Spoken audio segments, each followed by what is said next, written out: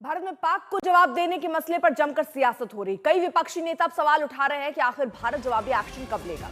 UP Congress के अध्यक्ष अजय राय ने कहा कि राफेल पर कब से नींबू मिर्ची टंगी है, ये हटेगी कब।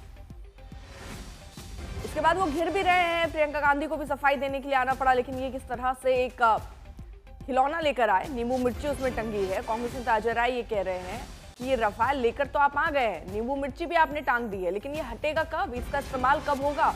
बीजेपी नेताओं को अजय राय के इस बयान पर अब जबरदस्त ऐतराज।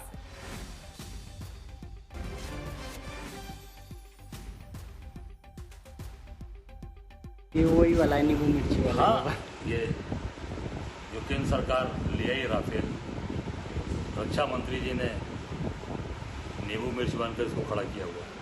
ये मैंने नहीं बांधा, ये रक्षा मंत्री, ये भारत सरकार ने बांध के खड़ा किया हुआ नींबू मिर्च।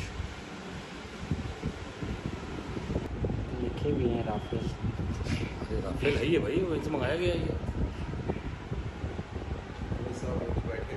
हाँ, अंदर बैठे भी। आगे अमित शाह पीछे, आगे हम वो हैं मोदी जी, पीछे राजनाथ सिंह। तो अजय राय के इस बयान पर अब लगातार निशाना साधा जा रहा है। कई विपक्षी दल, कई पक्ष के लोग अब सीधे सवाल उठा रहे हैं। पीओके अब हमारा होना चाहिए, ये सही समय है। अब हिम्मत हो तो करे सरकार। 56 इंच का सीना बताते हैं मोदी। हैं? नरेंद्र मोदी 56 इंच का सीने की बात हो रही थी। हाँ, तब तो सीना दिखा देना चाहिए।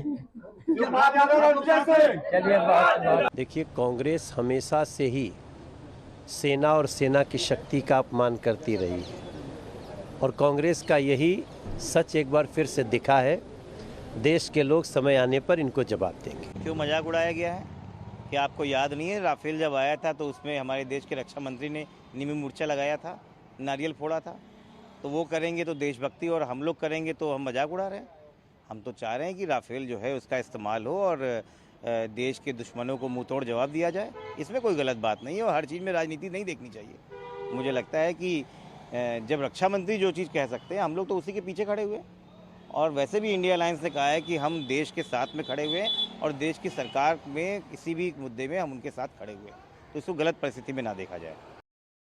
इससे पहले कांग्रेस नेता चरणजीत चन्नी के बयान पर विवाद हो चुका है। पहले चन्नी ने सबूत मांगे थे सर्जिकल स्ट्राइक के, बाद में चन्नी बयान से पलट गए।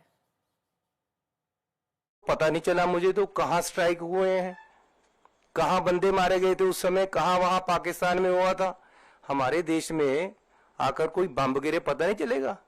कहते जी पाकिस्तान में हमने सर्जिकल स्ट्राइक किए थे, कोई कुछ नहीं हुआ, कहीं नहीं दिखे सर्जिकल स्ट्राइक, किसी को नहीं पता चला। आज सरकार से अपेक्षा है कि ये हो।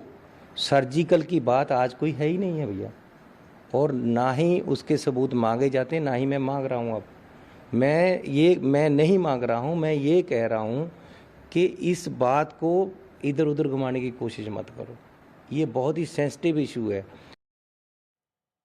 मौसमी हमारे साथ हमारे सहयोगी इस वक्त जुड़ चुके हैं। मौसमी, बहुत सेंसिटिव इशू है, चन्नी कह रहे हैं अपने आखिरी शब्दों में।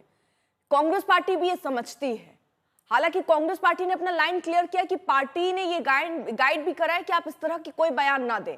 अब अजय राय का ये नया बयान कांग्रेस के लिए मुसीबत पैदा कर रही है। जी बिल्कुल, देखिए लगभग 10-15 दिन हो गए हैं पहलगाम आतंकी हमले को, और हालांकि लगातार स्टेटमेंट्स जारी हो रहे हैं कांग्रेस के अधिकृत नेताओं द्वारा, और लगातार ये बोला जा रहा है कि पार्टी की लाइन ये है कि प्रधानमंत्री जो भी फैसला लेंगे, सरकार जो भी फैसला लेगी, उसके साथ हम लोग खड़े हैं। राहुल गांधी हो या प्रियंका गांधी हो, ये कह चुके हैं।